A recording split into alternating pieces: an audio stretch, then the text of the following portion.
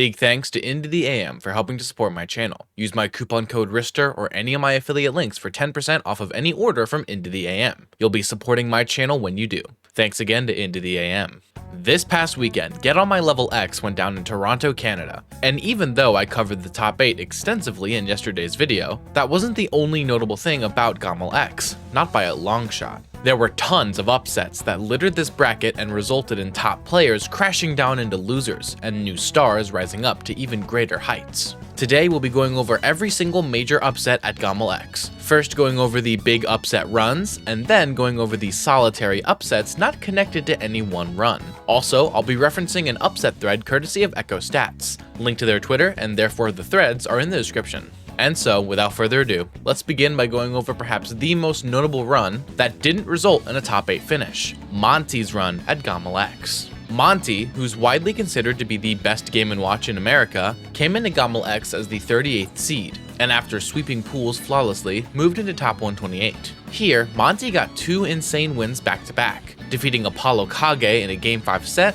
and then defeating eventual top 8 seed and eventual top 8 finisher, Onin, in another Game 5. The win over AK was considered an upset factor 1, but the win over Onin clocked in at an upset factor of 6, which allowed Monty to move into top 32. Once here, Monty lost to Cosmos 3-0. Dropping into losers bracket, before Monty got another big win, defeating WebJP in a Game 5, an upset that measured at an upset factor of 1. Monty then got one last win over Jake 3-0, moving into the loser side top 8 qualifier. Here, Monty tragically had to go up against MKLeo, losing 3-0 for a final placement of 9th as the 38th seed. The thing is, at least in North America, MKLeo is probably the best player at fighting Mr. Game & Watch, because of his extensive and dominant history over Meister. Face off against almost any other player, and Monty could have realistically made top 8. But either way, this is still one of Monty's best performances of recent years, and a good sign of things to come in the future.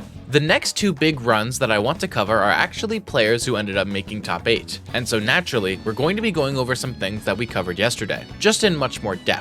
The 2 players I want to cover in this segment are Big D and Syrup, so let's go ahead and start with Big D. Big D came into GOML X as the 29th seed, and without sugarcoating it, Big D has been in a big slump over the past few months. Well, all of that ended this past weekend, with one of the biggest runs we've seen in a long time in his home country. Big D swept pools almost flawlessly, though dropping a game to B Traitor the Bowser Jr., but winning the set anyways to make it into top 128. Once here, Big D defeated Shu 3-1 off stream, before moving on and getting a big upset, defeating the 4th seed of the tournament, Light, in a 3-1 set victory. This win ended up clocking in at an upset factor of 6, and Big D was just getting started. That's because Big D then moved on and defeated Siski 3-1, a set that clocked in at upset factor 2, before moving into winners quarterfinals, 1 set away from top 8, where he then had to go up against the GOAT himself, MKLeo. And after 5 tense games that saw Leo whip out the Aegis, Big D won the set 3-2, an upset factor 5 win, moving into winner's side top 8. If you want to see how Big D did once in top 8, you're gonna have to watch yesterday's video. Our next big run belongs to Syrup, who I also covered yesterday. Syrup came into GOML X as the 18th seed, and after sweeping pools flawlessly, moved into top 128 and benefited from Silver's DQ, before defeating Seesaw 3-0, who I'll mention later. And at this point, Syrup would not only get a big upset, but the biggest upset of the entire tournament, defeating Shattuck in a 3-0 sweep that clocked in at an upset factor 7 win, the largest upset of the entire tourney. I'd be remiss if I didn't mention that Shattuck had some unfortunate outside circumstances that may have hampered his ability to play in practice. But regardless, a win is a win, and this win was fantastic. As for Syrup, one more set awaited before top 8, a set against Dabuz, and Syrup would end up taking it in a close Game 5, an upset factor 2 win, moving into top 8 from winner's side and casting Dabuz into losers for an eventual 9th place finish. Again, if you want to see how Syrup does in top 8, go check out yesterday's video. For today though, we've got to move on. It's now time for us to go over the massive upsets that weren't necessarily connected to any large run, but were still insanely impressive in their own right. For the second half of the video, I'm basically going to be going in chronological order, so sit tight and let's get started.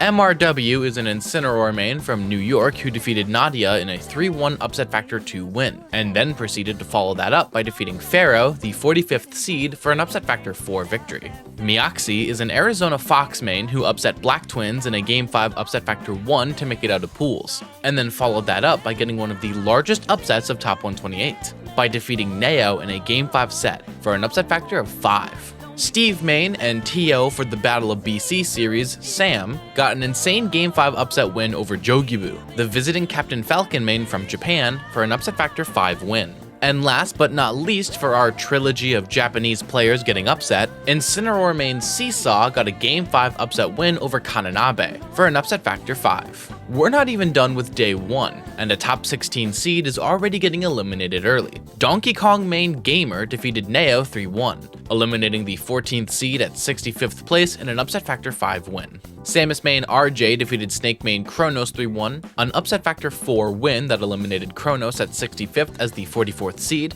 Mars, who got signed by Luminosity Gaming at GOML X, defeated Cola in a Game 5 set for an upset factor 2 win. In losers bracket, PK Chris defeated Jogibu in a close Game 5 set, an upset factor 3 victory that eliminated Jogibu at 49th as the 16th seed. Lima got double upset back to back. First in winners bracket by Cosmos 3-1, and then by Jackal 3-0 in losers, both wins being upset factor 2. And lastly, for day 1, Kananabe would lose to Ouch 3-0 in an upset factor 1 to be eliminated at 33rd as the 15th seed. A lot of people have been pointing out that the Japanese invaders at GOML X underperformed, with Jogibu bowing out at 9th, Neo at 65th, and Kananabe at 33rd, despite all 3 of them being top 16 seeds. The only Japanese invader who didn't underperform their seeding was Motsunabe. A lot of people have said that perhaps this suggests that home field advantage is far more important at tournaments, and maybe the Japan level up isn't real after all. While I can't say anything for certain, I will point out that these performances here at GOML are actually in line with their recent Japan performances as well, and is really only an underperformance in seeding, not an underperformance when you compare their recent results. Now we move on to day 2, which mostly consisted of our top 8 finishers upsetting one another. But outside of that, Jake defeated Cola 3-1, an upset factor 4 win that eliminated Cola at 25th as the 9th seed, and prompted one of the best Cola tweets that I've seen in recent years. And lastly, we have Light, who defeated Shattuck in losers bracket 3-1, an upset factor 2 win that eliminated Shattuck at 13th place as the 2nd seed. And that wraps up every single major upset from Get On My Level X. There were some more, but they all took place within the top 8, and if you want to see that, you've got to go watch yesterday's video. But these many upsets, these insane runs, all contributed to GOML X being one of the most exciting majors of 2024 so far, and is the last major in North America before the mid-year rankings. How do you all think the mid-year rankings will end up? Let me know in the comments below. But for today though, that's going to be it for today's video. Before I go, shout out to my patrons Seth Laster, Fireskull333, Logan S, Persipom, Wawa, Mr. Sinister, Happy Feet, Ocean Man, Mistybot, and my 2 patrons Iltis, Diamond Blaze, and Ben L. Additionally, shout out my YouTube members Dicho Jr., Defective, Boston R, Gonasis B, Kirby Fan, Nexus, Loco Soco, and my 2 members Mike G, Wu-Tang Forever, and Stormtrooper. Also, shout out my gifted tier 2 members with usernames Ruby Master, Kuroruko, LBB74, and Enchanted IBE.